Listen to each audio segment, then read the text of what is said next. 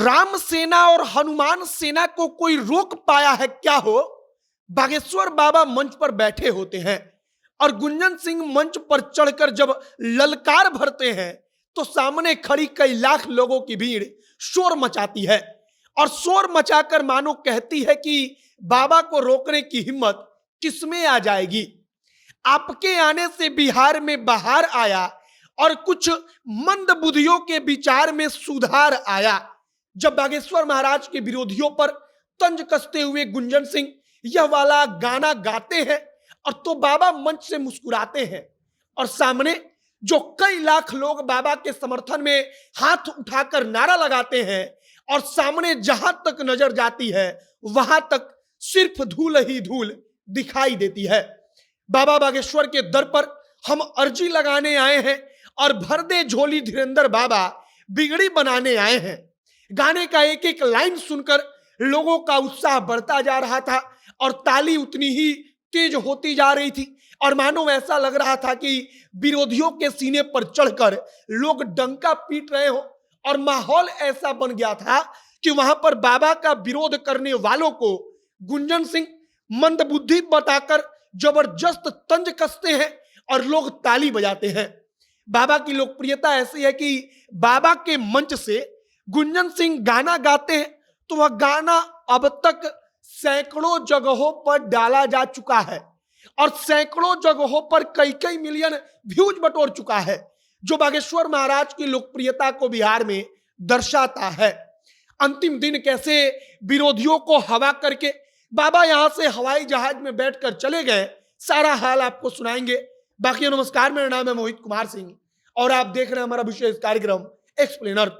मेरा नाम रणधीर कुमार हुआ। मैं रेपिडो बाइक टैक्सी में 3 साल से काम कर रहा हूँ। इस कंपनी में मेरा मंथली इनकम है 25,000।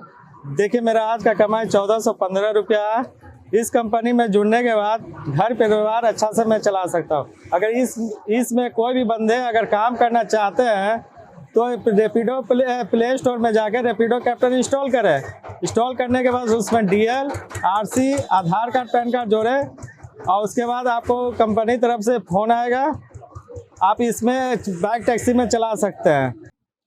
गुंजन सिंह कहते हैं कि बाबा आपको कुछ दिन और हमारे बिहार में रुकना चाहिए था, आपको कुछ दिन और रुकना चाहिए।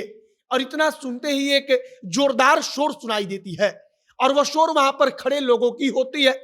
लोग ताली बजाकर चिल्लाते हैं और बाबा से अपने जहां जिस जगह पर खड़े हैं वहीं से अपील करते हैं कि बाबा आप रुक जाइए। बाबा मुस्कुराते हुए, हाथ उठाते हुए गुंजन सिंह को इशारा करते हैं और मानो कह रहे हैं कि हम जल्द वापस आएंगे। और इसके बाद गुंजन सिंह कहते हैं कि कम से कम आपको 10 दिन के लिए तो बिहार में आना ही चाहिए था और आपको बिहार को 10 दिन देना चाहिए, क्योंकि इतने कम दिन में कुछ बुझा ही नहीं रहा है। कुछ बुझा ही नहीं रहा है का मतलब कि कुछ समझ में ही नहीं आ रहा है। अगर हम एकदम सरल और स्पष्ट भाषा में कहें तो गुंजन सिंह के भजन ने लोगों को बाबा से ऐसे जोड़ा कि लोग और भावुक हो गए। और गुंजन सिंह कहानी बताते हुए मंच से कहते हैं कि कल रात को हम एक जगह पर शूटिंग कर रहे थे, लेकिन शूटिंग के बाद हम पूरी रात सो नहीं पाए क्योंकि हमारे मन में इस बात को लेकर इतनी उत्सुकता भरी थी कि कब हम अपने बाबा के पास जाएंगे, कब हमको अपने पास बाबा बुला लेंगे और हम अपने बाबा से आशीर्वाद प्राप्त करेंगे। इधर एक तरफ मंच पर भजन चल रहा था तो दूसरी तरफ बागेश्वर बाबा को तरेत पाली मठ से जो पूरा का पूरा वो मैदान था जहां कथा हो रहा था, वहां से पटना एयरपोर्ट तक पहुंचाने की जिम्मेदारी जो प्रशासन की थी वो पूरा का पूरा इंतजाम प्रशासन की तरफ से किया जा रहा था। और इसके कुछ देर के बाद बाबा विदाई मांगते हुए अपनी गाड़ी से आगे बढ़ते हैं और आगे बढ़ते हुए बाबा को वहां पर मौजूद हर इंसान सिर्फ एक बार देख लेना चाहता था। आप इस बात को समझिए कि बागेश्वर बाबा के आने से उस पूरे इलाके में, कई किलोमीटर के इलाके में मानो कोई महोत्सव चल रहा है।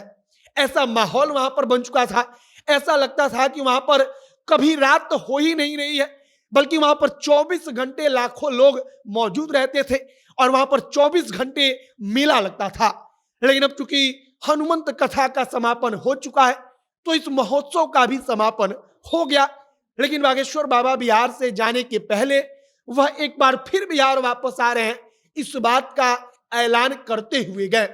फिलहाल गुंजन सिंह का मंच पर गाना, मंच पर से विरोधियों को कहना मंदबुद्धि है, और मंच पर से विरोधियों को ललकार कर कहना कि आज तक कोई हनुमान सेना और राम सेना को रोक पाया है क्या हो, यह सब कुछ दर्शाता है कि बागेश्वर बाबा जाते जाते अपने विरोधियों को एहसास करा गए कि तुम हमारे सामने अभी छोटे हो, बच्चे हो, तुम लोगों के विरोध करने से हमारा कुछ नहीं हो सकता। और वाकई में बाबा के कथा में जिस प्रकार से 5-5 लाख कहा जा रहा था, 10-10 लाख की भीड़ पहुंच रही थी, वो दर्शा भी रही थी कि यह सब कुछ ऐतिहासिक हो रहा है। बाकी आपकी प्रतिक्रिया इन तमाम चीजों पर क्या है, कमेंट बॉक्स में लिखकर बताइएगा। आगे जो भी और जानकारी, जो भी और नया अपडेट आएगा, सब कुछ आप तक पहुंचाएंगे। तमाम खबरों के लिए आप हमारे साथ बने रहिएगा। वीडियो यहीं पर समाप्त करते हैं। कैमरे पीछे विशाल खड़े हैं और मैं मोहित कुमार सिंह। बहुत बहुत धन्यवाद।